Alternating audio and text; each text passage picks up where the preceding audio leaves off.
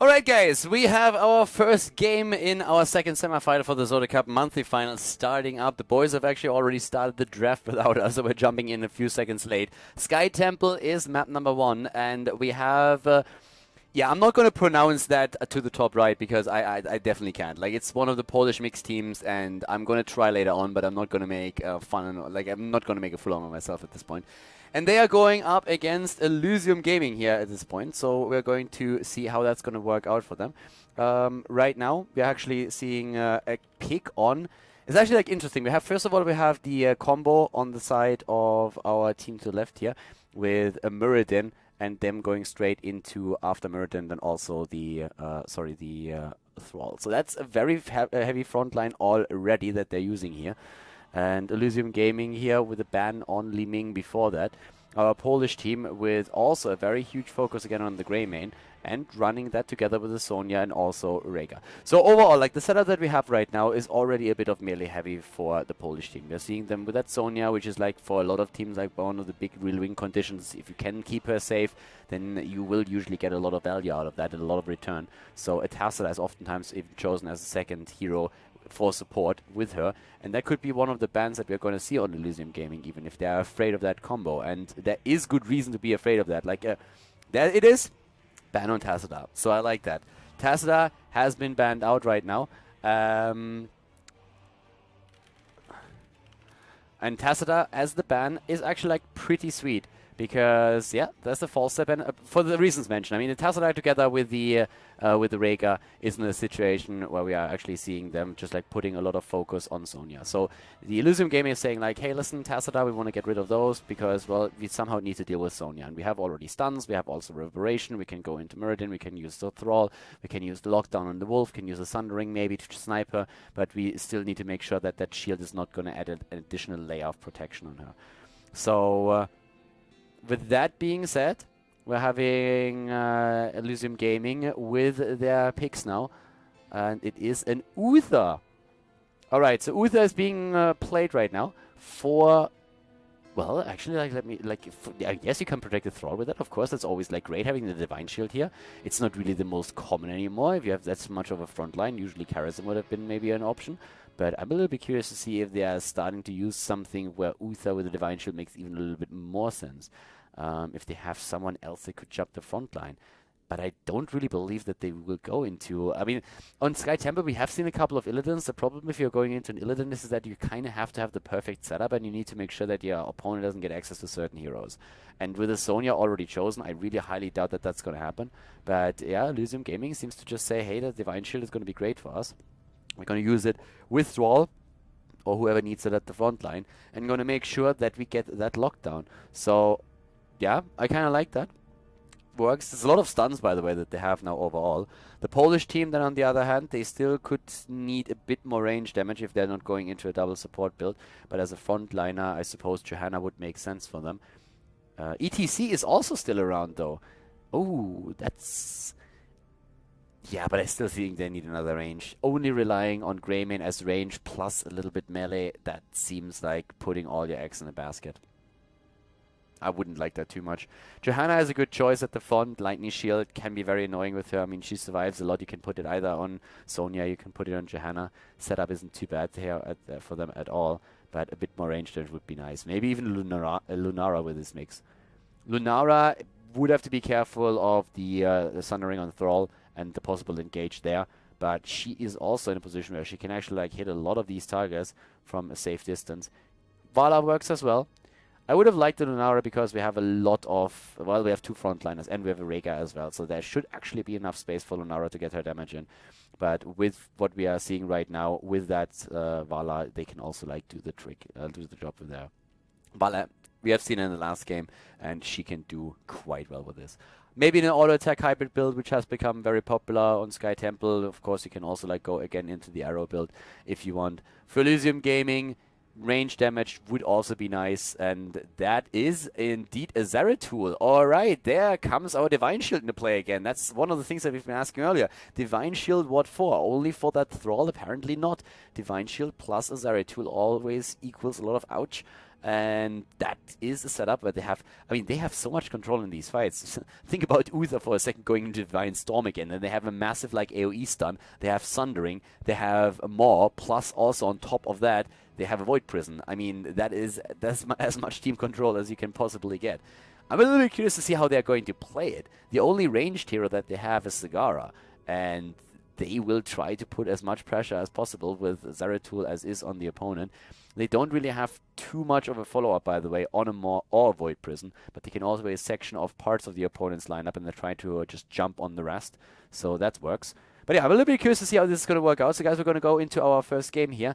We're having Elysium Gaming versus the Polish team. I'm going to look that name up again and try to somehow pronounce it, but we need to come up with a nickname for these guys. You're just going to make fun of me if I try that. So yeah, let's jump straight into game number 1 on Sky Temple. Game number 1, everybody. Semi-final number 2 at the ZOTAC Cup. And well, to the left side of the map, we have Team Polska. It is a Polish mixed team. A lot of these players are playing for the Silenced Monkeys. Can you guess who? I give you a hint. Well, it's Blikitny on Greymane and Prishpli on Sonya. Zadun is playing Johanna, and we have Nika on Vala. Leo from Korea is playing Rega. So a mixed team, as I already said. They're usually playing for different teams. To the right side of the map, we're having their opponents. It's Elysium Gaming with Mitch on Uther, Elysium on Thrall, Saka on Muradin, Mondake on Zeratul, and Dirty Sweet is playing as Zagara. This is map number 1, and already everybody with the exception of Thrall meeting up at the top, starting to fight. It's a 5 versus 4. It's very unlikely that that Elysium is going to take this one. A lot of sweets on their part. We're having for now also Vala starting straight with that multi-shot, so very likely that we're going to see that multi-shot hybrid build that is so popular these days. On level 1 for Greymane, the Wolfheart has now been chosen, and besides that, pretty standard talents, Regeneration Master for Mondake here, so he's going to try and put a lot of pressure on, and that's something that in general they are going to try to do with a couple of heroes. First of all, Thrall is going to attempt to do that whenever he gets a good flank, and also with Sundering, but especially Zeratul is going to try and put pressure on Nika, Zvala, but the Polish team is actually doing pretty well here at the bot lane already. Heavily pressuring this one in, and the counter pressure is not really there yet. I mean, in the mid lane, yeah, we see the wave pushed back, and in the top lane, it's a similar picture, but it's just nothing compared to that tri-lane that we have at the bottom. Dirty Sweet and Mitch, they have to be more aggressive at the top, and they're starting to do that, so they get one of the towers. The problem is that not only is Thrall in trouble down here, but both of the towers are down, and if that well falls, which is going to happen now, you can guess what that means for the second temple wave. It's actually going to be incredibly annoying. So right now, the team in red is already starting to struggle a little bit, and the rotation to the top lane is now starting as we have the temples appearing on the map. So a lead in experience already for the Polish team. Team Polska here is in a pretty decent position. They only leave Sonya at the bot lane, who is in the one-on-one situation now against Thrall, and have one shrine already locked down by Leo. And we have Nika at the same time, just like going to the well, getting ready. Zadun is zoning against Zaka. So it's a trade in shrines, or a trade in temples. Nothing too crazy in that sense just happening yet. It was more that early game with that pressure play at the bot lane, which was a pretty huge deal. And even though in experience they are on a similar level, killing that well bot lane was a huge deal. First of all, it makes now Sonya's life a lot easier against Thrall over here. Thrall then again has his own survivability and sustain, so he shouldn't really be in too much trouble. But for that second temple wave, this is actually going to be huge. This is really going to be huge. Zeratul is already there, and so is Muradin, but there comes Vala. She went on to Manticore on level 4 as expected. And we are seeing the Vorpal Blades chosen. Last 5 shots, on the other hand, now fired against the blue team. So at least they were able to sneak those in. But the Vorpal Blades are going to make it so much easier for Zeratul later on to just keep close tabs on especially Vala. Greymane over here is also, of course, a target that he could focus on, especially since he's already waiting in the bush. And yeah, that has not really hit. So unfortunately for him, he doesn't have his level 7 talent just yet. Greymane with the attempt to use the cocktail there, but Zeratul was not hit by this one. Bot lane pressure as both of the teams go straight for the Siege Giants. And we have Laws of Hope now on level 4 for Johanna too. Plus, focus attack for Sonya, who by the way went into block. So block is of course going to be buffed in the next patch as well. That's going to hit very, very soon. But right now it's still a decent talent. It's going to be even stronger after the new patch has hit. And we are seeing the bot lane now pressured heavily. I mean, like, there's already quite a solid amount of damage on that fort, which is a big deal. and teams are still soaking all of the lanes for their level 7. The temple is going to be announced very, very soon. So always after the last shot was fired, it's like another 2 minutes. We're having now, yeah, level 7 Callan's in. There's already the ferocious healing, searing attacks. Cleanse has been taken for Rhaegar. Makes sense against all of those control talents and stun. Cleanse also for Uther.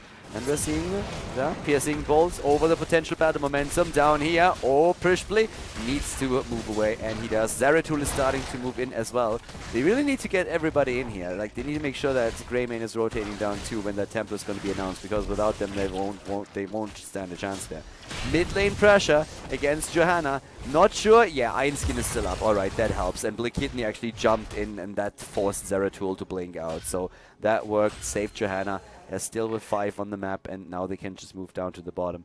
But we already have Zeratul on his way to the top lane. So, well, first of all, we are seeing Blakidney try and go for the camp. Zeratul is there, so he sees that. Can't do anything about it since it's 2, but the bot lane temple is now being taken. It's actually like a bit of an interesting choice that they have here. They don't want a team fight just yet, as it seems like the Polish team. Team Polska is now with 3 players down at the bottom. They tank the camp at the top. They lose a few of the shots at the tower. This camp is going to push heavily though, but they rotate back down with everybody else now. And in experience, the 2 teams are still on eye level. So this is like the chance to jump in. McKitney is already there. He went now on 7 into the Incendiary Elixir. We have battle momentum taken for Johanna. And here comes the attack against Vala, as expected with the Vorpal Blades. But down goes Thrall. Nika survives. Job well done. And with that Manticore, he can get all that auto attack damage in now. Well done here. He gets the kill in, and that's a double kill now for the Polish team. They are doing really solid work, and they start to soak the rest of those shots. But the rest of the team is already on the job as well, taking down that fort, focusing on the tower too. Especially Sonya can, of course, dish out a lot of damage and make sure that at least a few of the shots are going to be fired towards the middle, where we have 1 fort still in play. An early level 10 is another reward that Team Polska is going to reap now. And that brings us again into the go for the throat. We have Strafe still chosen for Vala, which I personally, it's like one of those things that a lot of people are still arguing quite a bit about, and most agree that Strafe is right, just at this point very inferior. The reason why I actually would have liked Rain of Vengeance is also just a safety measure. Sounds a bit silly, but if you have 2 heroes like Thrall and Zeratul jump against you this heavily, having the Rain of Vengeance actually oftentimes is the difference between life or death. If that Thrall suddenly appears next to you after Sundering, or if that Zeratul jumps in and you get a good Rain of Vengeance off, you oftentimes end up with a kill instead of getting killed yourself, especially of course if you get a bit of help at the same time. Nika decides though that he wants to go into Strafe, and with that Strafe he is at least going to be a bit farther back, so I suppose that in this case he can just, like, when need be, just move back a little bit. Another reason why I, by the way, don't really like that choice into Strafe is also that it's a bad talent as is, since we have so many interrupts right now. I mean, look at it. We have a Sundering against it, we have Uther with a stun, we have Muradin with a stun, we have Zeratul with a potential Void Prison, Zagara with a Moth. Literally every single hero on the side of the opponent has a potential interrupt against Strafe if they deem it necessary. That being said, if you position yourself nicely and if your opponent doesn't go for that interrupt, you can still dish out quite some damage. And I expect actually Vala to do really nice damage in this game. With that auto attack build against this many heroes at the front line, she should be able to get solid work done. So for now, we're having, with the rest of the heroic abilities, more on Void Prison. That's going to be huge during the team fights. It's really one of the things that we have to watch out for quite a lot, since it's going to be a massive win condition for them to get good section, like to get good sections going on. Just like trying to section of 2 heroes, for example, focus on the rest, drop a Void Prison on the more if you really need to isolate them a little bit longer. It's all about hero isolation at this point right now. And that's one of the things that they can do. Again, Vala being attacked here, moves away, and there's the Ancestral Healing right there. Yeah, Void Prison already used, that's a good job, but the problem is that we have everybody is still in there, and Saka is low. Here comes the Divine Shield on Thrall, Mondake is moving back, and all of them are incredibly low right now, and just barely getting out of there. So what started off as an attempt to get a kill against Vala and snipe it, ended up with all of them losing a lot of hit points and moving back to the well. It was, by the way, also a great situation for what I explained earlier. I mean, Nika got jumped by 3 heroes. If you use the Rain of Vengeance at the moment, you get that damage out, and you will most likely end up with a kill if you are rotating. But anyways, that choice has been made, and so far Nika has actually done some nice damage. I mean, we are already seeing it right there, 20,000 on Vala. That's pretty solid, especially since Greymane didn't really get an opportunity to shine too much just yet. It's 2 kills against 0 overall, and both of the teams are fighting for the one at the bot lane here now. So the losing team will have to rotate top afterwards, and it looks actually like it's going to be, yeah, Mirrodin. There's the interrupt attempt against Nika. That didn't work. A nice section from Thrall, but the problem is, oh, the Maw. The Maw is great, but again, they have no one that really can capitalize on it. There was 4 heroes in the Maw, but they don't have any kind of bubble wipe. There's no ETC with a Mosh Pit that he could potentially use. There's nobody that could, like, drop any kind of, like, damage spell on it. So, yeah, in this case, like a Jaina, for example. So in this case, it's unfortunately not going to be of any consequence that Zagara got that great Maw off. And, well, we are having level 13 talents already. As I said, we're going to see it happen up to the top lane, where they're going to start and move in for this one. So the losing team at the bottom fight has to rotate for this. And there's already the counter rotation happening, as we're seeing Team Polska getting a bit greedy on the kills here. They want to get these ones as well. Want the shots. It's 13 versus 13 though, but Zagara isn't there yet. So it's still going to be a 4 versus 3 for a little bit, and Sonya's on her way as well. So again, we are seeing Elysium forced back here, and Thrall is super low. That Divine Shield hit the wrong hero. He Divine Shield Mirrodin instead of Thrall. That was a misclick. There comes again the Void Prison. And I mean, it's great that you can actually section all of them off, but the only thing that they've been able to do so far is covering their retreats. And we have 3 kills against 0, and so much pressure against Elysium Gaming that they are starting to lose their last fort here. 2 are still alive for the blue team. For Team Polska, we have 1 down to the bottom of the map and another 1 in the middle. And everything else is just like starting to turn against them. Johanna is maybe going to be attacked by Monday K there, but it's not going to be too easy for him to get that kill, but maybe can force her back and get the last few shots. That's what he's trying to do. Might get the kill here after all, because nobody's really rotating in for this one, and yep, there it is. Johanna is falling. That was a smart move there. We have also Assassin's Blade now taken as a level 13 talent, by the way. No wormhole for him. They don't really need a wormhole, I suppose, with Maw and also the Void Prison. They have like enough. They also have the well, Uther with the Divine Shield, which of course in the last fight was a bit yeah, missed, which resulted in Thrall dying. Besides that, we're having also the Frost Shot now, so on level 16. 16 is actually for Vala an interesting talent right now, because normally you would say, yes, it's Executioner with that new build, but considering that there's a Zeratul and everything else, Blood for Blood can actually be a lifesaver.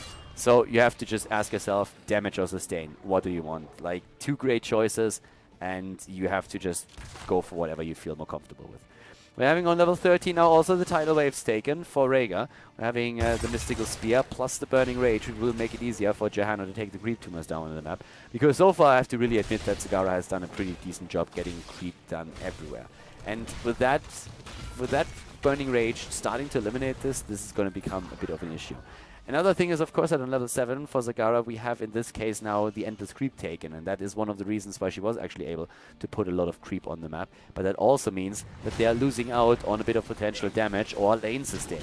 So one of the forts of the bot lane is being attacked. The teams are still very, very close when it comes to experience. Leo is starting to move in now with them as well, but level 16 is going to be dropped for both very soon. From a structural point of view, we still have that lead for the blue team, Team Polska.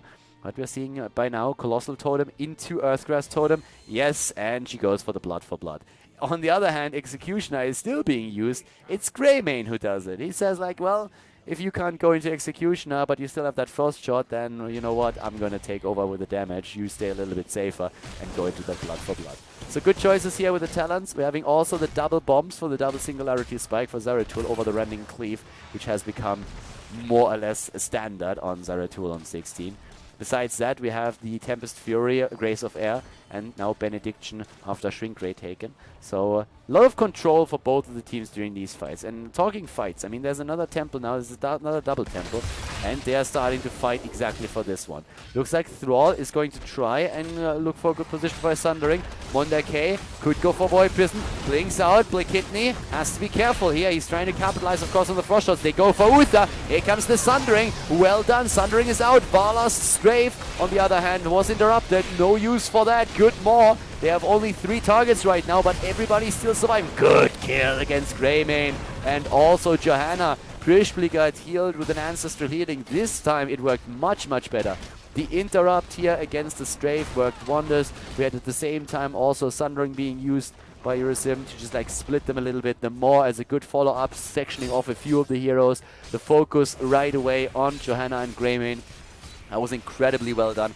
And that now starts to put Elysium over the top like a little bit. They have, well, not quite a little bit, actually like a level lead now. And they eliminated not only the fort in the middle, but they are starting to get a lot of pressure towards the rest of the structures as well. So at this point, it's not only that they are on the same level, they are actually ahead. Elysium has taken the lead here. And all it took for them was one good fight where they got a double kill and where they were able to secure themselves 2 temples and therefore also, of course, take a lot of structures down. So job very well done on their part. Talking damage, 37,000 again on Vala. Very solid output here. We're having Zagara with 29k and also siege damage at 86,000. But Vala still with very good numbers here. I mean, yes, no arsenal for the multi-shot, but still this is pretty solid. Yeah, at this point I'm not quite sure why Zadun just not simply moves in there. Okay, there we go. Why is he... Dude, you have Burning Rage. Why do you use a Condemn for this? There's literally no reason whatsoever to do this. You have Burning Rage. Or am I crazy? No, he has Burning Rage. You can just simply move in, my friend. You don't need your Condemn. I know that it's tempting. You wanna do so. Oh, that's a good one. That's a really good Void Prison. And Nika is in trouble. Again, Strafe being used. That didn't really do too much. But, well, at least... Oh, Greymane.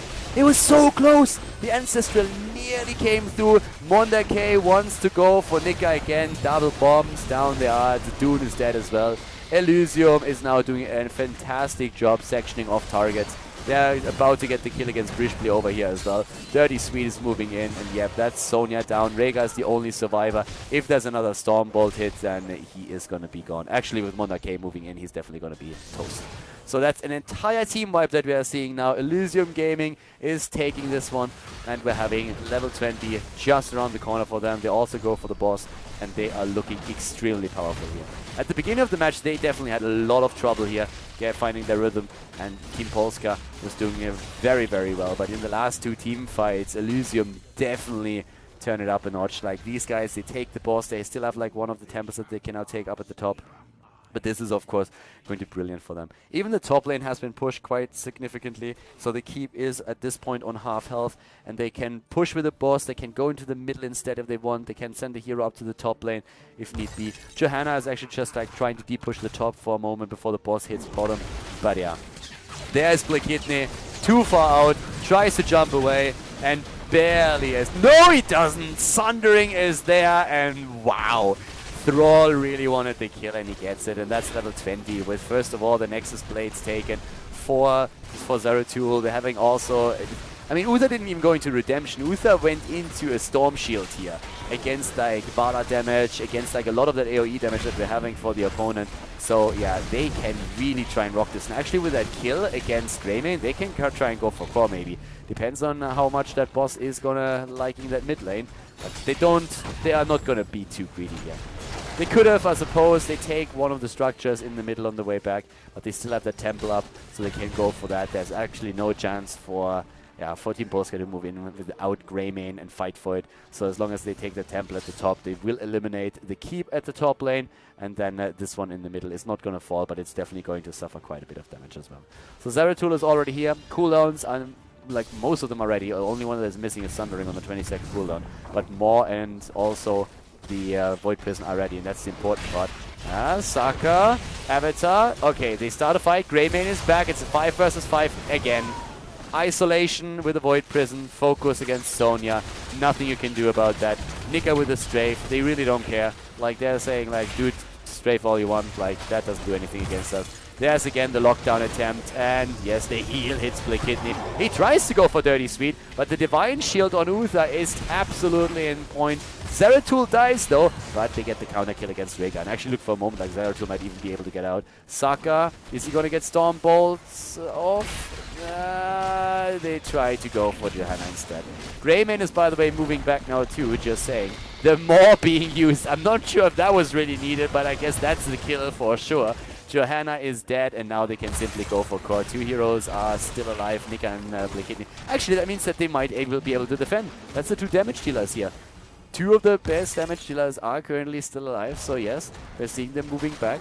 Vala has to be careful with that root there, but 68,000 damage on Vala, by the way. So very solid numbers. But all of this is, of course, also happening with level 20 versus level 60. So let's keep that in mind. I mean, yeah, we've talked a lot about like the fights right now and how well Elysium is doing, but let's not forget that they have a pretty solid lead when it comes to their talents at this point. 4 versus 3, but they feel they have to fight, yeah, and I mean, I agree with that. If you don't make it happen now, then when are you going to do it? The problem is that this is going to be...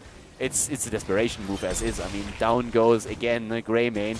Krishbli is also in trouble. Mitch moves in, double stun, and they actually can't take her down. Yes, now she may be fall. Yes, there we go.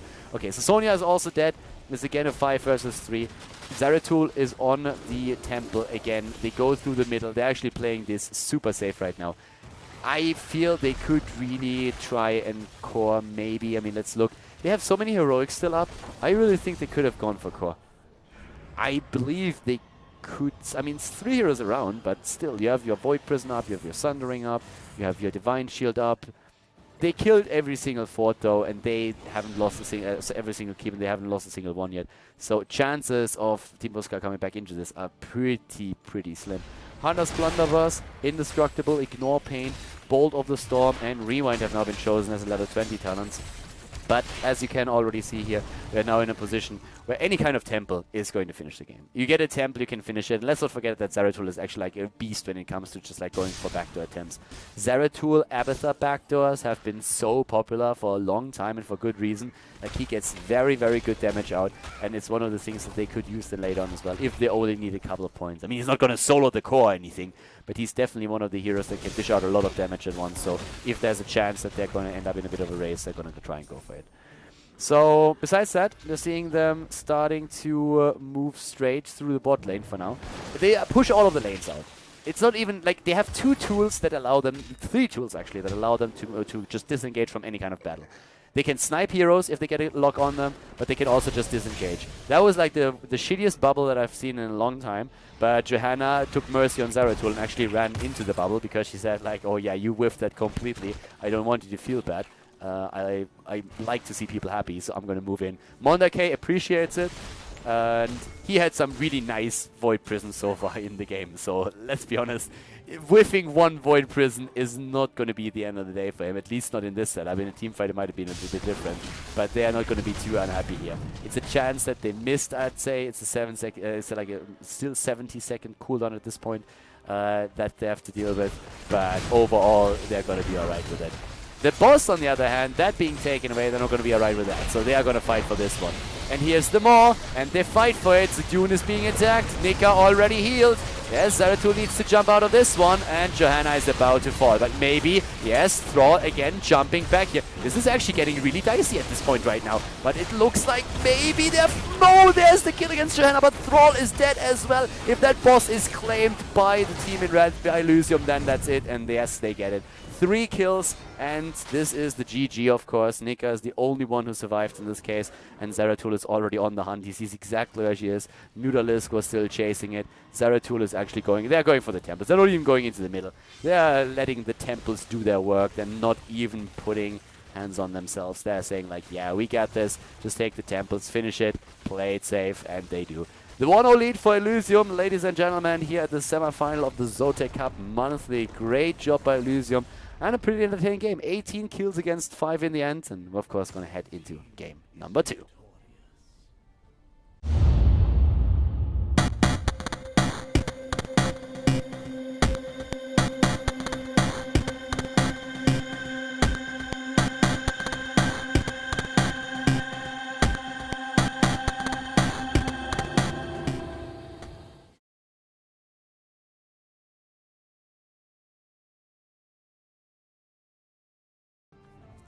Ladies and gentlemen, we have our second game coming up. Elysium Gaming is going up against Team Polska once again, and this time it's Cursed Hollow, and we currently have Elysium Gaming in this case right now, as you can see, with first pick, first ban. So, yeah, they are in the lead already in this best-of-3 series, and if they win, then they are going to face the Sandwich Monkeys in the next round. For now, we have a ban on Greymane actually taken. And yeah, apparently they weren't too happy with Greymane jumping. Greymane is, let's face it, Greymane is an asshole. Like, every single time you play like a ranged character, he's going to be that guy that jumps into the backline and he is going to rip you a new one.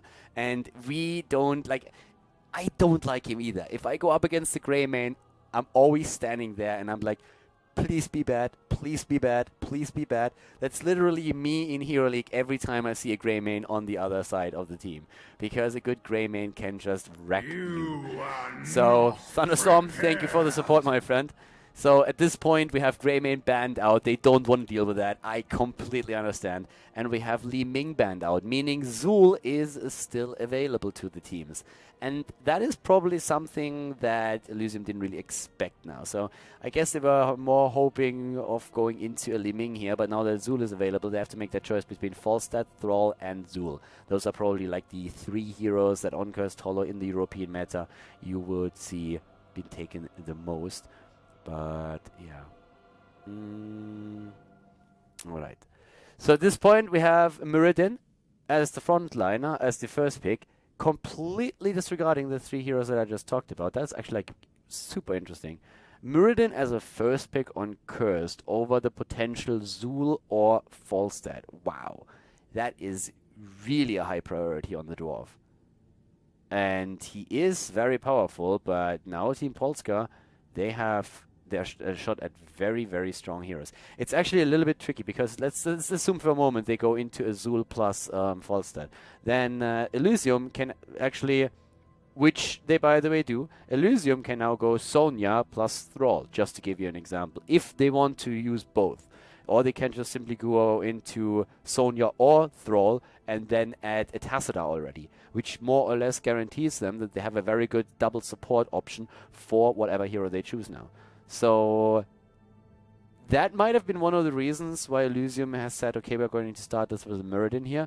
But Team Polska just says, like, all right, doesn't matter to us. If you want Sonya or the Thrall, then go for them. We are going to take Falstad and we are going to take Zul. They are too strong. You're not going to be able to deal with that in the first place. So, yeah. With that, we are having...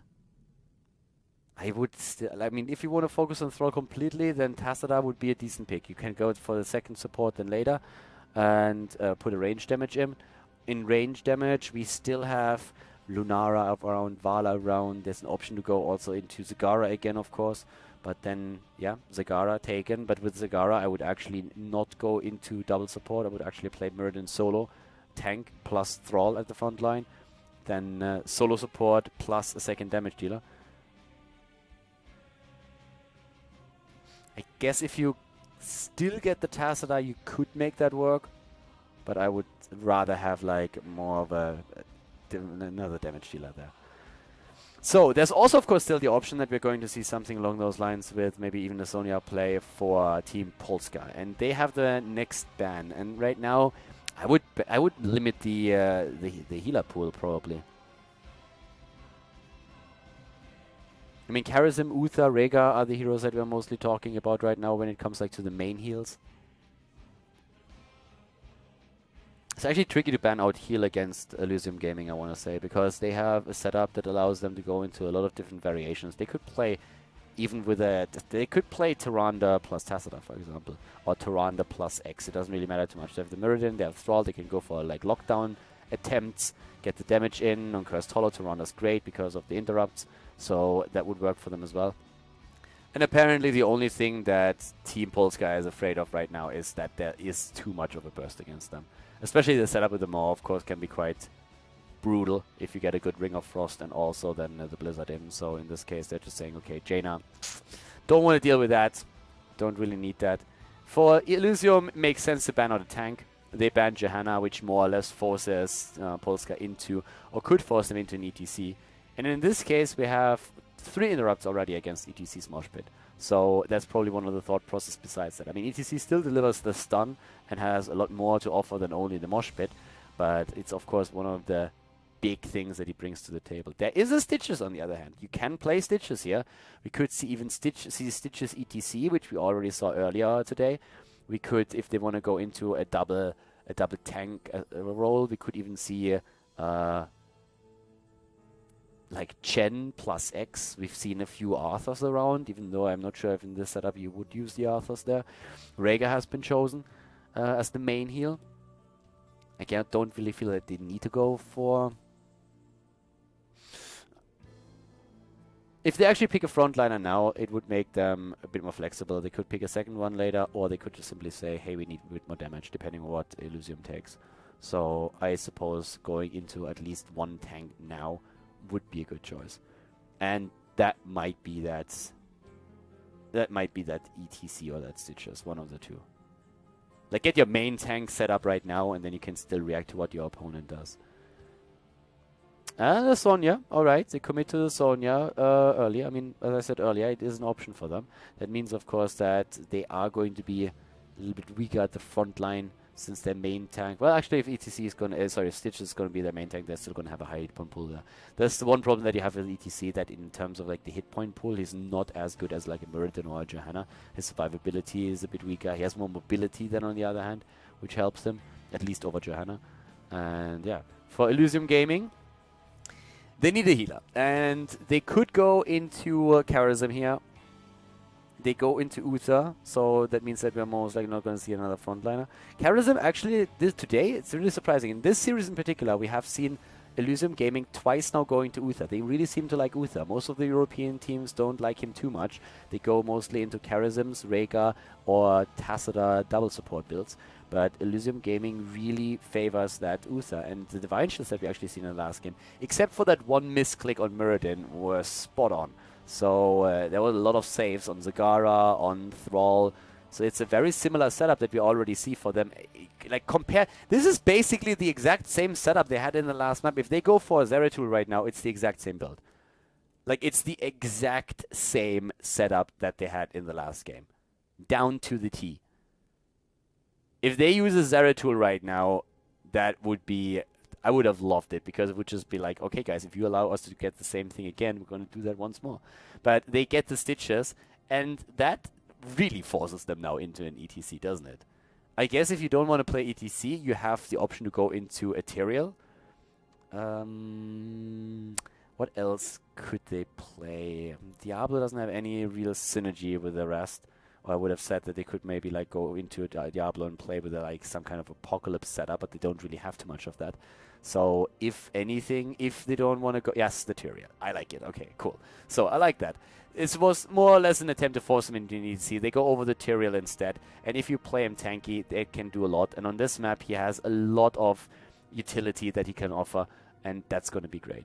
The mosh pit wouldn't have gone through. I mean, again, it's literally an interrupt on every single hero here. Possible interrupt on every single hero there. So it makes a whole lot of sense to go, in this case, simply for a different hero, not using the mosh pit. But we have now Ethereal taken, so that makes them very aggressive in their setup.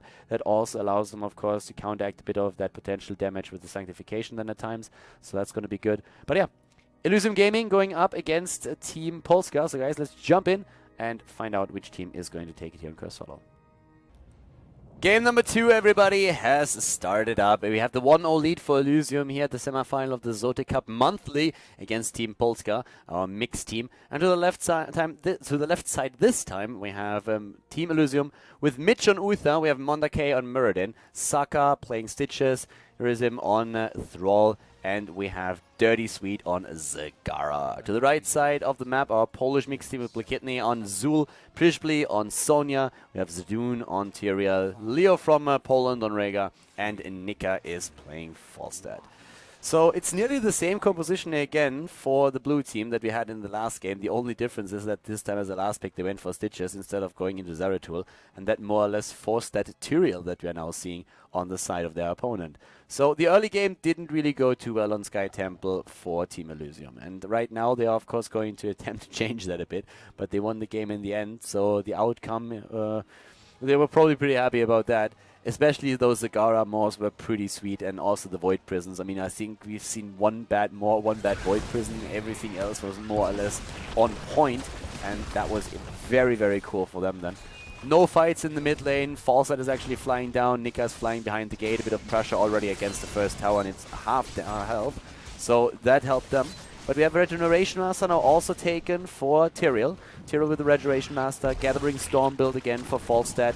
We still see both builds, by the way. Gathering Storm is taken a lot, especially as a poke Falstad. It makes a lot of sense. You get also a lot more wave clear out of the talent, but a lot of people are still going into the auto attack instead, and to simply say if there's a heavy front line, it makes sense. And in this setup, I could have definitely seen an auto attack Falstad now chosen as well, against Stitches and against Mirrodin. But I still feel that Nika, unless he's super afraid of that Thrall, will on level 13 going to the Giant Killer, because that's a lot of value that you get out of the talent. So, for right now, we're having up to the top, Blake Kidney and Elysium already there. We're having in the mid lanes, Dune and Monda K. But yeah, let's actually see who's going to take this particular match right now, because we have a slight leading experience already for the team in red. Nothing too crazy. I mean, it's basically going to be like balancing out once the waves are being taken, but things so far are actually another hook is coming in now as well. Alright, so far so good for them. Trying to just like keep pressure on Nika, and with those hooks being constantly spammed out, he's going to be afraid that at some point one is going to hit. You can always barrel roll away of it, but if Uther is fast enough, then he is going to get that stun, and that is actually a huge problem. So that was one of the old school comps, that you would actually simply head into the Stitches plus an Uther, and then hook plus stun, and there, we could have actually seen that. For a moment I thought the hook would hit, and then I was already ready to call that stun on Uther there. But yeah, Slam build, by the way, and Stitches didn't go into the full hook build. We're not going to see that. We have also an easy tribute on one now for Team Elysium. Team Polska hasn't really gone for anything here. But Thrall at the top lane was taken out. Blake Kidney has now also its open season on structures, and Blake Kidney with the Zool has an opportunity to just simply take down another tower. Nika is there. Monda K is trying to help out a bit. But of course, if you have Blake Kidney with that Zool, that Bone Prison is going to become a thing. And for Monda K, that was also a bit of a problem, because, well, he got locked down by the Bone Prison, did not use the invulnerable frames to get around it, and that was a bit of an issue there for them. At the bot lane, we have at the same time Tyrael struggling against Dirty Sweet and Saka, and they're trying to take that well down, which would make the lane sustain so much more difficult for Tyrael. Tyrael is actually body blocking, I like it. He's trying to body block Stitches so that he can't go in for another slam there, but Dirty Sweet is going to finish the job with simply another pair of roaches. Doesn't even have to. Saka slams it into the ground. But at the top lane, it is a fort that has been eliminated. And yeah, it's huge pressure that you see from Nika and also Blake Kidney. One hero is not equipped to deal with that. We have them with the attempt to just burst Nika down a little bit. And they put the pain, they bring the pain, but they can't really do too much. The cool thing about Falstad, of course, is his mobility. As Falstad, you get so much additional soak just because you can always just like be back and fly in again. And that is super cool for any lane. Falstad usually doesn't lose out too much there. So you have an opportunity where you can do that over and over again. Both of the teams now on level 7, with Mirrodin not making his choice yet. Battle Momentum and Piercing Bolt are the two normal ones that we see. And they move away. Zagara still at the bottom. Falstad isn't there. Prishbli gets the channel in, and that's now one tribute for a tribute. So far, so good. So at this point, we have Saka actually in the mid lane here. We're seeing also the Ratma's Blessing taken. For Zool, we have Jailers plus Shade. So sometimes you still see that increased range on level 4, but Jailers has become a very powerful talent. Tragul's thingy is also very popular, just to make sure that you get the mana sustain as well. Ratma's Blessing, of course, only giving you the hit points. And down here, Prishbli and Dio are actually thinking about stealing the camp away. And with a Lightning Shield, they could try and do that. But there's also Juicy Zagara at the bottom, and they are looking at her for now. With endless creep taken by Dirty Sweet, as he did in the last game, he has a very, very solid creep carpet at the bot lane. I mean, just look at all that vision. And everyone that we are seeing now on the side of Team Polska is in a situation where they somehow have to deal with that, and this is of course not going to be super easy. You have to spam your abilities out for that. By the way, talking ability spam, Monda K is running right into 4 heroes. You need to be careful about that. We're seeing Falstad also on level 7, of course, with a Boomerang, Power Throw, Gathering Storm, and Boomerang, the 3 talents that you really need to go for if you want to use that mage build that is around right now. Then Hammer Time on level 16 oftentimes comes into play as well. Only on the North American server these days are we seeing Flow Rider on 4 and then Airy Gust on 16 as an adjustment.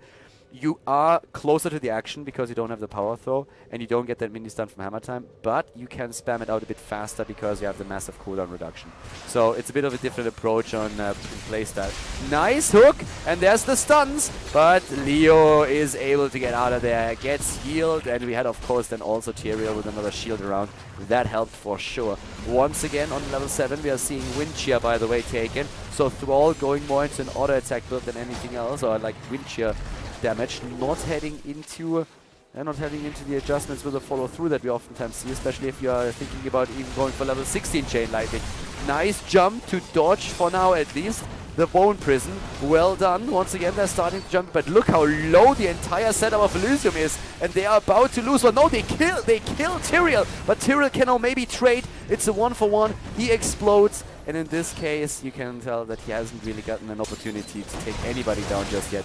Muradin wanted to go through, but the channel has been completed. There could be more heroes falling though. They get 1, they get 2. Are they going to go for Blinkitney as well? Yes, they do. It's a 3-for-4. Mitch is still around. B steps back for now. Really well done here. So, like, the thing that we have to talk about in this case is that as a Tyrael player, oftentimes, of course, you don't really mind dying too much.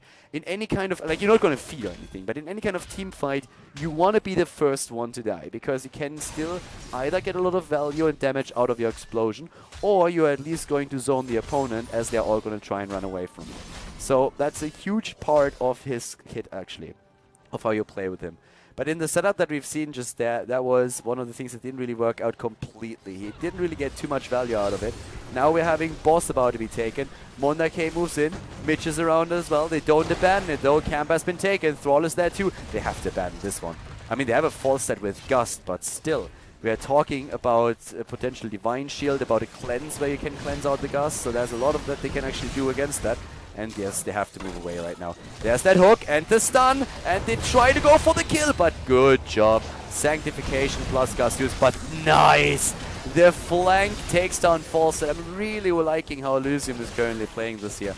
They're getting another kill in. It's 5 against 4 now, right now. And overall, I have to admit that they are playing a much better game now. They're actually looking really strong with the rotations, with the way that they approach the fights as well. That flank that we just saw from Thrall was great. Falset was already about to get away. And they used 2 heroic abilities too. So that's another big win for them. They double check at the boss once more. And of course with Zagara having the creep all over the place once again, there's very nice vision about the path that the opponent is going to take to any kind of like big objective. Being it a tribute or another boss.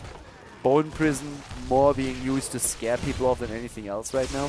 But of course, you can always follow that up with damage. It makes Nika's job also so much easier. Like, from experience, I can tell you, if you have a Zul in your team as a false set, you kind of always want to be with a Zul. Because every time he uses Bone Prison, you get your Gathering Storm in here, and you get 4 extra damage on your Q. And that's one of the things that is just absolute. It's just a lazy version of it. I mean, you're not trying to use that as a combo, of course. That's not a thing. We're not looking at a setup where you say, hey, we need a hero that can lock targets down so false that gets more damage on his Gathering Storm. That's not going to happen. But if you have someone around that does that, hell yeah, you're going to use that. So in this case, we're actually seeing them staying close together quite a bit. For now, we're also seeing, well, still 3 heroes in the middle. There's all about the experience right now. Level 13 is what you want. Yeah, Creep Tumors at the top are being taken away, but that in itself already tells you quite a bit. Creep Tumors taken out, yeah, your opponent is setting up a position already. So level 13 for the Tribute. It is the Curse Tribute, by the way. And it's going to be 13 versus, well, not 13. So there's the hook already. Zul is about to be locked down, gets cleansed, and is trying to get away. But here come the 13 talents right now, and this is scary. Can they actually get the experience for the next talent, or are they going to accept the curse? So far, this looks like we have a bit of zoning going on, and the Indirect Mighty Gust even used for that. Oh, it's not a long cooldown, but it is a cooldown. 40 seconds now until he can use that again, and that might become a bit of an issue if we're seeing Elysium engage into the battle here. There's the curse, and that level 13 talent made it easy for them. It is a small window that they had, but it is a window that they used. And that's all that they needed for now. Great play here. Once again, everybody is breaking through the middle. They're trying to burst a few of the structures down, and that fort is going to fall for sure. Even the level 13 talent is still missing. There it is, finally. for the Polish team. And with that, we're seeing after Ratmar's blessing the corpse explosion taken. Falstad in trouble. Great Poison Nova.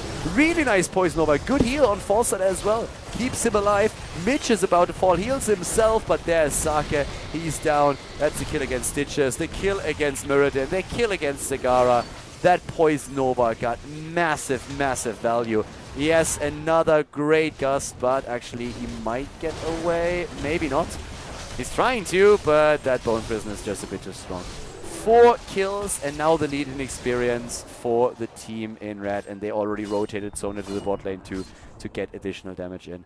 That was brutal. I mean, they just couldn't kill anything. Foster was about to die, and then he gets healed by the Ancestral. Zul had an amazing Poison Nova, and I mean, that Poison Nova, let's have a quick look at his damage output. 27,000, and that Poison Nova was a huge part of that, I can tell you that much. I think he hit every single hero on the opponent's team.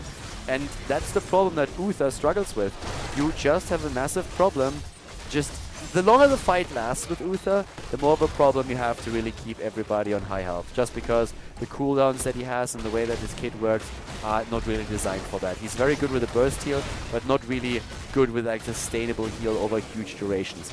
But then again, the bigger problem in this case is he doesn't have a lot of area heal that he can really use. Rhaegar, for example, is great against Zul's Poison Nova. It's one of the heroes that can really help you.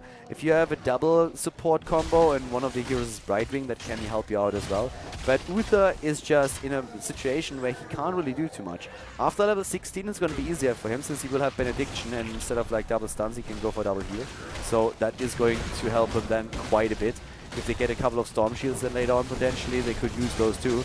But Zul in the last fight definitely wrecked them completely. That was one of the that was definitely one of the biggest problems there. Boss has been taken out, and I mean, they got the boss at the bot lane, so let's just say for now that they are not in a horrible spot yet. We still could see them get cursed because there's level 16 just around the corner for the Polish team. Team Polska has now their 16 talent. And with that in play, it's not 100% certain that we're going to see the same talent for Team Elysium and when the tribute spawns. They're close though. They're really close. So if they rotate someone to the bot lane to soak this one too, they should actually get it. I mean, the tribute has still not been announced, so yeah, they're going to be good. They're going to be alright. So they can use that. And that is going to make it a bit easier for Uther once that he has his Benediction. So yeah. Besides that, we could see a little bit more sustain then later on as well for the heroes here, of course, especially after their 20s. That could help with that too. But for now, it's already a bit of a move down to the bot lane where Saka was very, very alone.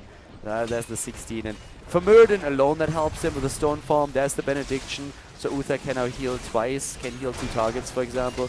So he's going to have an easier time, especially since Muradin is not going to depend as much on his heal after a Poison Nova anymore as he did before.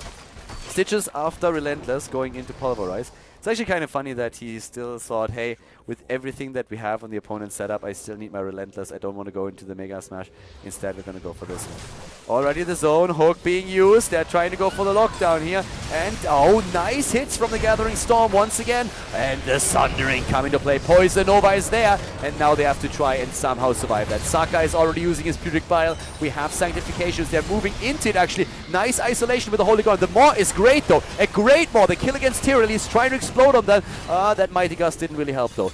Muradin is dead on the other hand, so it's a 4 versus 4, but a lot of those heroics are already out, and you can tell that Mitch really has problems there with that heal. So once again, Curse has been taken. This time, on the other hand, it is by Team Polska. It was a trade in heroes. 2 things that really stood out there. First of all, the Maw was insanely good. It was exactly what you needed in this situation. The opponent is trying to chase you down, you're still under the effect of the poison, and right now you get that Maw in. Maw also isolated Tyrael. That's the kill that they got. But then Muradin was a bit too deep and he got eliminated. Everybody else was moving away because they were like struggling a little bit. If they can, after the Poison Nova, just retreat for a few seconds and buy themselves a bit more time, it's going to make things for them much easier. Thrall is going to get hit points back thanks to his passive, of course, so the Frostwolf Resilience is going to kick in. We're going to see Muradin replenish a lot of his hit points, being it with Stone Form or only if his trade, depending on how far he can actually go back.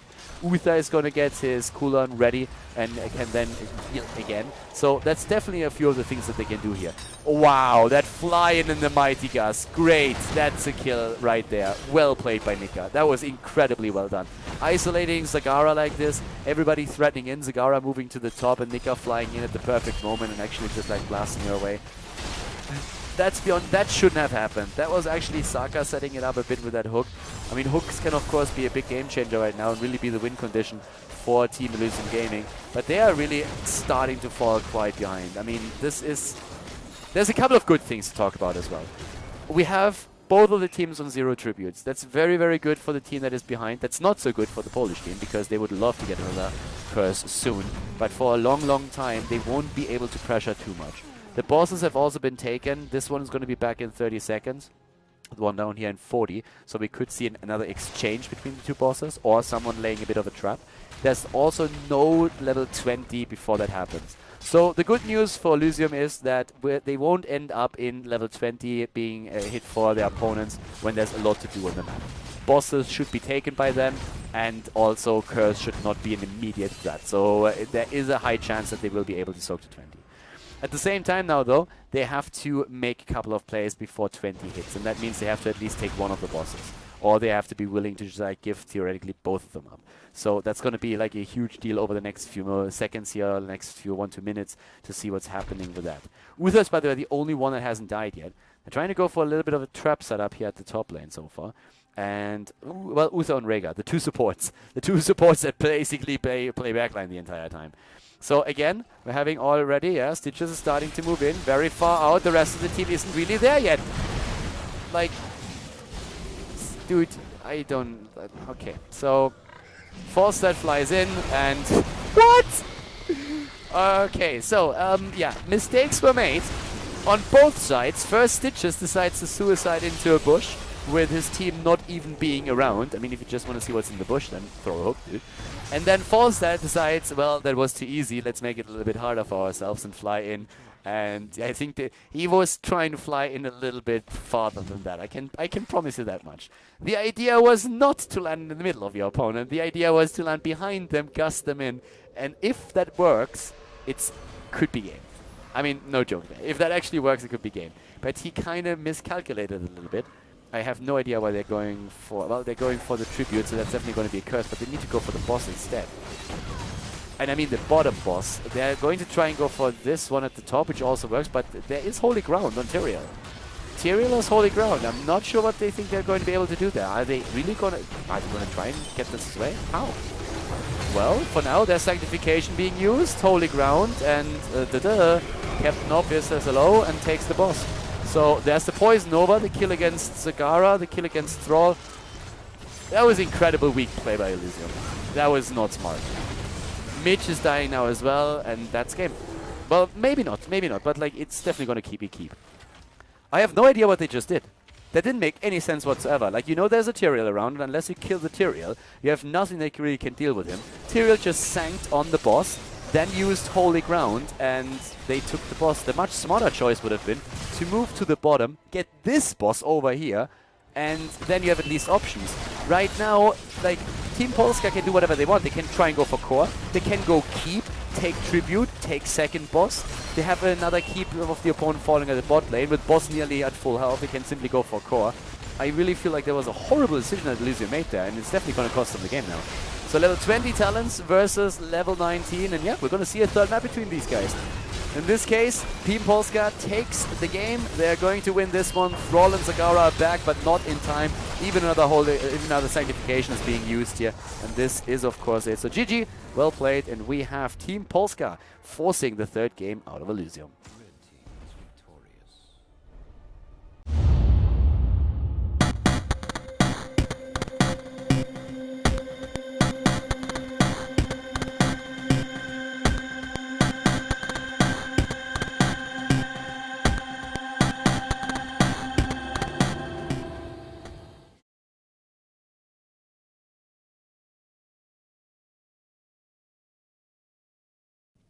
Dragon Shire, ladies and gentlemen, is game or map number 3 for game 3 between Elysium Gaming and Team Polska.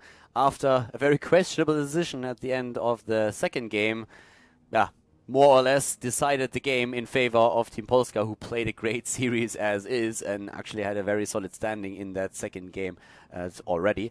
We are now seeing the third map coming up, where Zul is banned out by Elysium, so a bit of a respect ban against what happened on the last map. We have also with Dragon Shire now again Falset as a potential early pick, but we have seen especially Polska go a little bit away from that Falset in certain situations. Well, let's talk a little bit about the bans first of all. Liming banned out for the damage here, of course. The reset's quite strong, which is something that we could see in the earlier games here today already. Zul after last game banned out. For Team Polska, it depends on how exactly they value it here. We've seen more and more Meridians being picked early on, but usually when we're seeing Falstad, maybe a Thrall, something along those lines picked early in the game. And that is something that they could still do here. So it's a bit of a question how you want to play it. At times we've seen a Zagara picked early on if you want to have like a very strong top laner.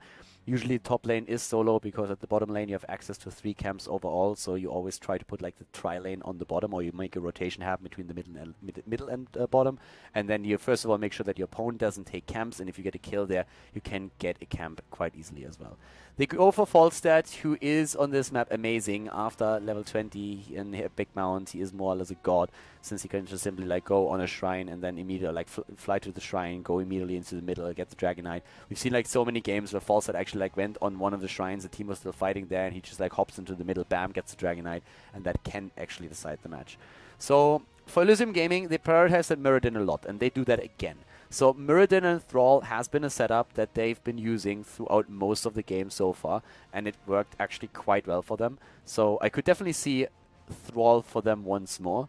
The only question is if they want to play a similar setup like they did in the last game, if they're going to try and maybe play Zagara here before Thrall. Because Zagara for the top lane would already give them a very nice solo lane. But nope, they decide to go into the Thrall first. Even if Zagara is taken away, banned out, they can still use Thrall at the top lane and use him there. But for Team Polska, this is of course now a situation where, well, they could go into a bit of additional damage, first of all.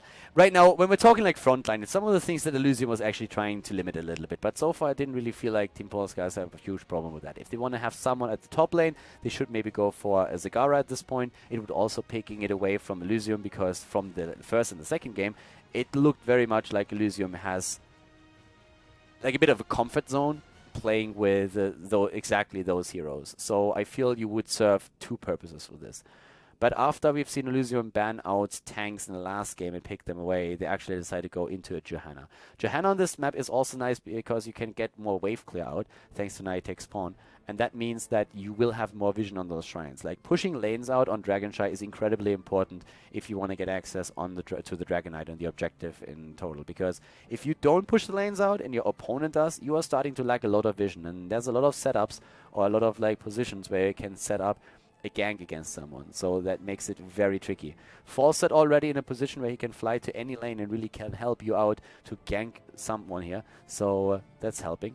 They go into a very late Greymane for the damage. I'm liking that pick, but that Greymane pick was super late, like their time pool was nearly down already.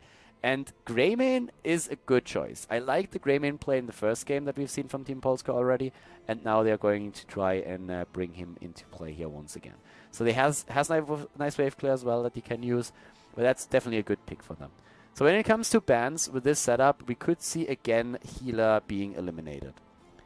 Like with the setup here, there's of course like again for Team Polska, I expect that we see Elysium go into an Uther again, just because they picked him on both of the last games, and I really feel like Uther is something that they are very comfortable with.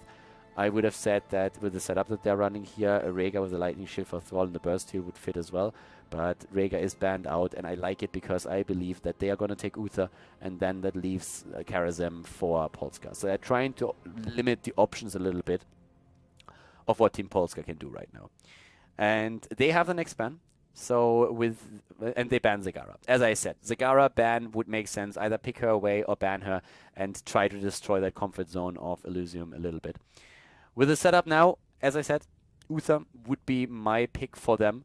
Because, not really because I feel like he's necessarily the best healer in the setup, but it's definitely the healer that they seem to be the most comfortable with. So there's no real reason to actually not go for him again. if they really wanted to rely on that Divine Shield, and if this is the style that they play, they should continue with that. They have the access to Uther. That would probably leave Karazim for Polska, even though there's a couple of other options. Can talk about that in a moment.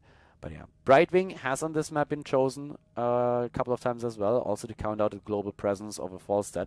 Problem, of course, is that with Brightwing, usually you want to play her in a double support role, where you at least have a Tacita. So Tacita has, in this case, also not been banned out, just saying, right? So we could still see a Tacita here. And they go, first of all, for a Jaina. I am kind of... I would love to see a Zeratul with this, but I'm not quite sure if you can make that setup work. If you have that Thrall and then you get also the Zeratul in, I mean, it could. They played Zeratul in the first game, and they were actually trying to get their access to a bit of burst damage a bit earlier. But in this case, they could also try and play a Tyrande composition. Play Tyrande, Muradin, and Jaina. It's the old sniper combo. It's like really the traditional style, so that could work. The reason why I mentioned Zeratul is because they played him already in the first game, and if you capitalize on the Void Prison with Ring of Frost and also Blizzard, that of course is going to be incredibly strong. As expected, it is Uther. That still leaves a few choices open, but Uther for that comfort zone play for them. Karazim would be my best guess for the opponent, and if not for the facts... Actually, like if they're comfortable playing Tacita solo, they could also play Tacita. Because you could, yeah, Karazim makes more sense. I like Karazim more. Tacita, I was thinking about maybe going into a Sonya for them again, playing the Sonya, getting the Tacita in. You don't see Tacita as a solo support that often anymore. It's still possible, you still see it occasionally, but yeah. So in this case, they go into the Karazim. They could still go Sonya, by the way. Like, I would not mind Sonya here in the slightest. That would put them in a pretty melee-heavy position once that Greymane jumps in with his Worgen form, but it's definitely a setup that works.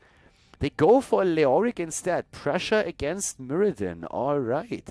Muradin, therefore, pressured a bit, and I suppose that we are going to see Leoric up at the top lane, maybe, then. Entomb against the Jaina, against the Thrall would work. I don't really think that in the setup they need the March. And I'm really curious to see how Elysium Gaming is going to counter this now. What they are going to play here. I mean, I talked about a few options that they have already earlier. If they just want to go straight up ranged, yeah, there he is. Zeratul with Jaina. Zeratul with Jaina is being played. As I said, I would like to see it, and they actually go for it. So, yes, let's find out if they can make this happen. Guys, this is the last map in the best of 3 series. After this one, we're going to head straight into the final of the ZOTAC Cup Monthly. So, let's jump straight into Dragon Shire and find out which team is going to take it here. Alright, game number 3, everybody. Dragon Shire is the map, and it's the final game between Elysium and Team Polska. To the left side of the map here on Dragon Shire, we have Mitch on Uther for Elysium. We see Rezim on Thrall. We have Dirty Sweet on Jaina. We're seeing Monda K on Zeratul and Saka on Muradin. To the right side of the map, their opponent in red, it is Team Polska with Blakitny on Greymane. We have Prishbli on Falstad, Leo from Poland on Karazim, Nika on Leoric, and Zadun is playing Johanna. So Leoric is going to make his way, or made his way into our game here already. He made his way into our hearts a long time ago. At this point, okay, the trash talk has started right there. And let's see how this game is going to end. I mean, first of all, of course, one of the big things that we have to watch out for later on is that Ring of Frost together with the Void Prison. That's going to be a huge win condition here on the side of Elysium. If they get a good lockdown against the backline and get the damage in, they can just like literally obliterate whatever is underneath that Void Prison. And that's one of the things that we are going to most likely see. I mean, as you can tell, to the top lane, we're having, well, first of all, Nika already under pressure from Monda K. But yes, Zeratul and Thrall. Zeratul is just going to roam. Thrall is the top laner at the solo top laner. Nika is against him, as we kind of expected during the draft. Zeratul is going to roam between the lanes, trying to see if he can put some pressure in. And that's going to be quite nice for him. Probably going to be the Warple Blades again there. And already Prishbli and Leo under a lot of pressure. Monda K jumping out, but all of these little pokes, they add up over time, of course. We're having also, again, the Gathering Storm taken for Falstad, so he's going again into that stacking build of his. With the Wolfheart on level 1 for Greymane, who had a huge impact on level 1, which was one of the reasons why he was actually banned out in the second game, but now Elysium let him through the draft. The shrines are up, and that gives at the top lane 1 over to Elysium, and the bot shrine is about to be taken by them as well, as they are starting to really threaten Greymane there. And Greymane can't do too much, but the fly in, as Prishbli says, boys, I got this, flies to the top. They are trying to make sure that this is not going to be a super fast Dragon Knight against them, and with the 2-for-1 situation right now, they can of course come to anything. Yeah, Blake Kidney on the other hand, nearly falling here. I guess it could have been a kill. It is a kill, but not for them. They lose Zeratul, a good rotation, and Greymane just barely getting out of this one. That looked very much like they could have taken him, but they end up losing Zeratul instead, and that's great for Team Polska. They're already in the middle with 2 heroes. Meridian is the only one there, is trying to just like isolate for as long as he can. Puts a couple of hits in. Zeratul is now finally coming back. Bot lane is being attacked too, and Leo realizes that he can't really do too much here. Bot lane is not being taken yet. Oh, and he has to jump out. Mondake is there though, and he will have to put the pressure on Prishbli once again. So, just barely avoiding getting the opponent against the Dragon Knight. For Team Polska, that was not quite what they needed. I mean, it was really close. Team Polska nearly got that first Dragon Knight, but now, of course, it's an attempt by the blue team to do the exact same thing. It's not going to happen anytime soon with everyone starting to rotate down to the bot lane. We have now a tri-lane against Dirty Sweet on this Jaina, who's very much alone. Arcane Intellect taken for him as the level 4 talent, by the way, for a bit of mana management in this case right now. We're also seeing the Lingering Chill. Vorpal Blades as expected on Zeratul. Jaina's very much alone at the bottom here. In theory, we could maybe even see here... I was like thinking for a moment if she maybe goes into the Frost Armor here, which is a common talent against Zeratul or Illidan players. I guess sometimes you could use it against a Greymane as well if you feel that you actually need to, but I don't think that it's too necessary, and Frostbitten is just super powerful, so yeah. We have the Lingering Apparition, oh sorry, not the Lingering Apparition, but the Hardened Bones taken on level 4. Lingering Apparition was more the old school style, where on level 4 or level 7 you went into another Wraithwalk talent. Zeratul with the attempt to go through the channel, but there's Johanna making sure that that doesn't happen anytime soon. It's nice pressure that we see from Elysium though. I mean, they're really starting to win quite a few of these lanes, and with Zeratul already being in the middle of the map, he can put the pressure on Johanna and make sure that they might get that Dragon Knight if she slips at some point. Dirty Sweet gets body blocked into oblivion, and that's the kill against Jaina. Job well done. Nice body blocks there. Jaina just not the most mobile character, and that was her demise in this case. Couldn't really move away. Mondake and Zadoon is still fighting in the middle. Level 7 for both of the teams now with the Ghastly Reach for Leoric, and we're having at the same time also after Power Throw now the Boomerang taken for Falstead. Of course, we're going to see the Elixir talent on the side of Greymane. Battle momentum for Johanna, and a cleanse on each side. So Echo of Heaven, not chosen by Charism. He decided that he wants to make sure that they have an option to get out of stuns, which makes sense, of course. So with that, like heal is going to be a little bit reduced, not too crazy. No Frostbitten, but Iceland is now taken. So you can poke a little bit. You can actually juke your opponent out a bit more easily. You can just like go for a couple of hits every now and then with this one, so that's going to be pretty interesting. Nice push attempt here. Jaina a bit far out, but there comes Zeratul, and that's the chance that they have to get a kill. And Blake Kidney, I can't believe it! He gets away again. Mondake was so low, they did not get Greymane. Both of the assassins have to move away. Up at the top lane, Thrall is very much alone, still doing his thing. Being a top laner on Dragon Shire is one of the most unthankful things in the early game, because you basically just have that solo lane. So the setup on Dragon Shire is actually every time the same. You have one solo laner, and then you have either 3 heroes at the bot lane so that you have easier access to those 2 Siege Giant camps as well and secure them against your opponent, or you simply go into a rotation with 4 heroes between middle or bottom. That's like the most powerful on this map. We have Dirty Sweet going up against Leo now, and the top lane is actually starting to become a bit of a focus for the Polish team as well, but bot shrine has been taken. So it's actually a pretty cool game for Dragon Shire. It's like constant rotations around and around. Blake Kidney is waiting here for his chance. Prishbli is also there, and they all jump Thrall at the same time. And he just tries to turn it around against Nika, but that was well done. The bird right over there, flying over. Blake Kidney jumping in was a very, very good gank against Thrall. Well done here. And I mean, he didn't even have to move far out or anything. He just like stepped one move out, and that was already it. Oh, the Stormbolt against Leo not hitting because he just dashes to one of his minions. Yeah, Team Polska, boys, they get another kill. 4 kills against 0. All of those kills were very hard fought over, but still, they are there. And it's level 10, of course, against level 9. And that brings an extra talent to the play, where we have also the March of the Black King indeed taken, not heading into the Entomb, which could be used here. So no Entomb, March of the Black King for a bit of sustain and also, of course, potential team fight damage. We're seeing also now go for the Throat, Mighty Gust, the Blessed Shield, the Palm. We're having finally... Wow. I don't like that Water Elemental at all. If you go Void Prison with this, I mean, yeah, Water Elemental is a bit of drop and forget. You just like go in, or well, not quite. I mean, you put it on a target, and then usually it gives you control over the fight.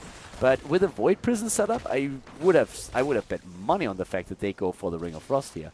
Water Elemental is a great heroic, don't get me wrong, but the setup that you have with Void Prison and then Ring of Frost plus also immediately your Blizzard, that is just too good in my opinion to pass up upon.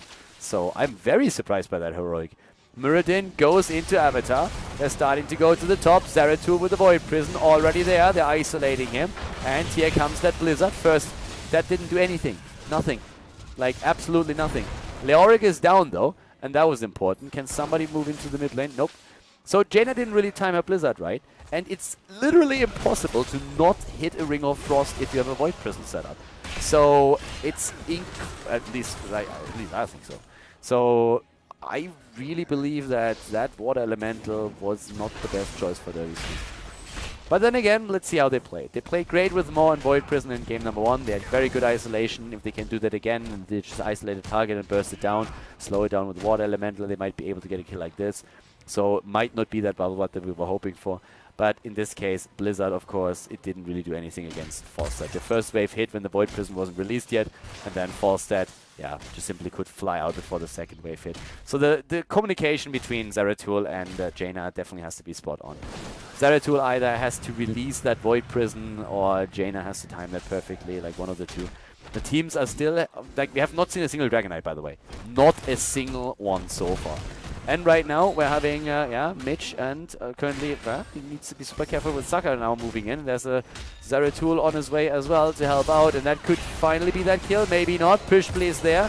Mighty Gust could be used if needed. Divine Shield on Zeratul, who tries to run away here. Saka and Mitch are both low. Uther goes down, and that is looking dirty. Blake Kidney is getting away. Again, like, that has been the theme the entire time. Like, every single time we see a team fight, basically Greyman is super low and then somehow is able to escape.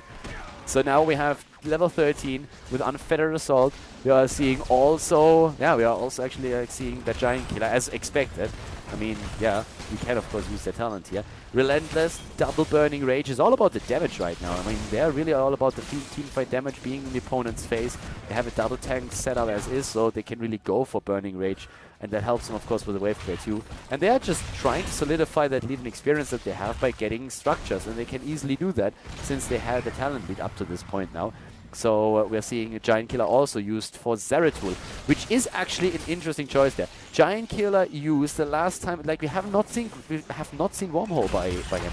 Zeratul has in both of those games not played Wormhole, so no poke for him. Okay, so Zeratul with a Panic Void Prison trying to get away there. Thrall at the same time using Sundering. So they did not coordinate that. And therefore, both of the heroics are in cooldown right now.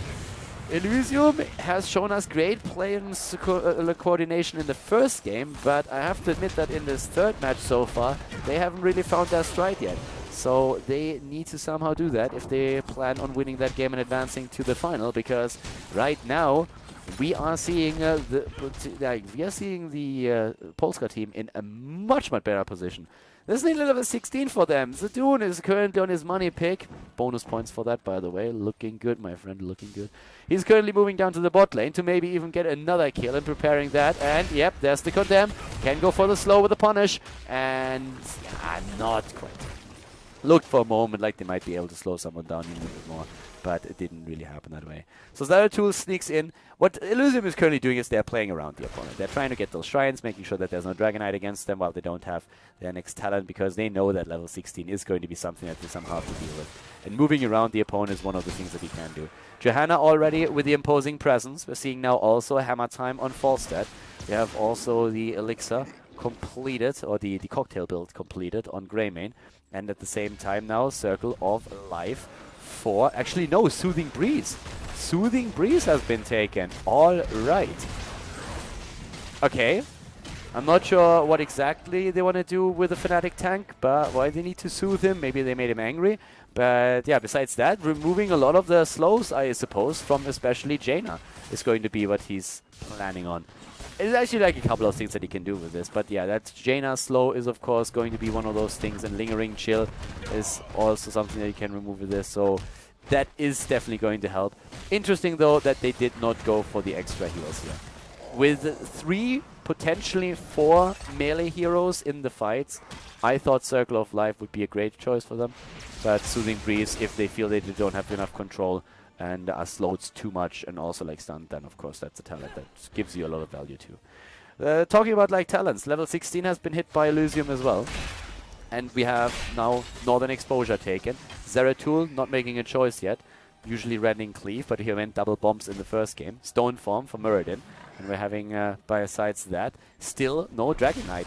Bottom has been taken, yes, so there we have Leo. But at the top lane, it's again an exchange. It's a late one, but still there.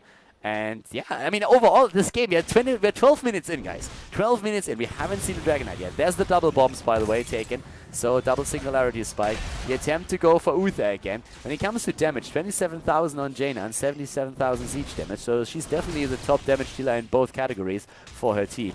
On the other hand, 21,000 for Leoric, but with that Garrothing Storm, Falstad is going to get closer and closer to those numbers. So that's one of the things that they can actually do as well. Right now, we're having camps taken over the map. The teams more or less gave up on taking the Dragon Knight, I want to say. They're just saying, like, all right, after the team fight, we're going to get him, but until then, this is not going to happen, and we realize that. So here comes the Void Prism against the healer. They're trying to burst someone down. Void Prison, and yeah, that once again didn't really work like they hoped for. Sundering, on the other hand, might. Nah, the palm is applied and triggered as well. Job well done. Leoric is still dying though. They don't get a counter kill. Everybody is so low, especially Mitch, but they get the heals in. And Leoric will be back quite early thanks to the reanimation. But Mondake wants to go for a second kill. He wants to go for Jaina here. Has to jump away now though. It's a 4 versus 5 on the other hand. And Elysium is starting to make a bit of headway. That kill was an important one. Void Prison setup didn't really work. The idea was, of course, to burst the target down while the healer is dead. That didn't really work perfectly. They could not capitalize with damage on it either. But they were able to just push Leoric down so low that Palm had to be applied. And once that Palm was out, that was exactly... yeah, that was basically like an easy kill for them. So, always really well done. 3 kills against 5 now, though. Leoric is by now already back. Another fort has been claimed down to the bottom of the map. And they're starting to jump in again. Yeah, Ice Block used by Dirty Sweet. We're seeing everybody disengage, and still Mighty Gust available for Prishbu, by the way. Don't even think he used it in the last fight. I'm not sure if it wasn't cooler, but I'm pretty sure it wasn't. Dirty Sweet is down, and wow, with Jaina gone, that is the moment when you have to get the hell out of there. No more damage on their part, except for the melee damage, of course. And that is now a 40-second window because Uther died as well. Uther and Jaina have been taken down. And that means that they have the first Dragon Knight. At least it should mean that they do. Falstad flies in. Everybody else is actually focusing on getting a camp first. And then they were going to see them move into the middle. But Zeratul is... this is not going to happen. Like, Zeratul, I'm sorry, but you're not going to be able to make that. You're going to interrupt maybe the first one. There's even a quick... that's a smart choice. So 15 minutes in, Dragon Knight number 1 is being used. Starting to go straight forward in the mid lane. Another fort is going to fall, and guys, we all know what that means. This is going to mean level 20 once that they actually took these towers down. Level 20 and the extra talent. This is going to be exactly what they need right now. So yeah, let's see how that's going to work for them. We're having them with the 20s, with the Hunter's Blunderbuss once again, with the Epic Mount, which is, as I said in the draft, an amazing talent on this map. It's crazy good, so that should make all kinds of positioning for them so much easier. Also Mighty Gust attempts from the backline. Again, Zeratul trying to go in, but the keep is going to fall, at least it should. They're starting to poke from a distance. Leoric hasn't chosen his talent yet, but goes now into the Hardened Shield, and the keep in the mid lane is down. 1 Dragon Knight is all that they needed, and the keep is gone. They can retreat now. Kicking Muradin away covers the retreat as well. They only have like 20 more seconds on the Dragon Knight and 11%. They're not going to do too much. Maybe just get a couple of fire breaths in just to push these waves down. but I highly doubt that they're going to be able to get more structures out of this. Well, maybe one tower. 6 more seconds. Nika. One hit. But they get the tower with the rest of the team, so that's already worth it. We have also Indestructible chosen for Johanna, and of course now a massive lead. I mean, this is going to be a lead for like a long time. 18 versus 20, yeah, close to 19, but still. And that's an entire level that they're leading with the 20s. Actually 2 levels ahead, but like the talent level is of course the most important one at this point. Elysium is in trouble. They definitely are.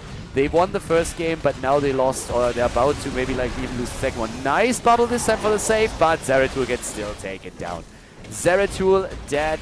And we have, at this point, 8 kills versus 3. The kill against Jaina. And this is getting closer and closer. Yes, Mighty Gust, a little hop. And the kill against now Thrall as well. Great play. They're going to go for another kill against, of course, Uther. They can finish the game at this point, I suppose.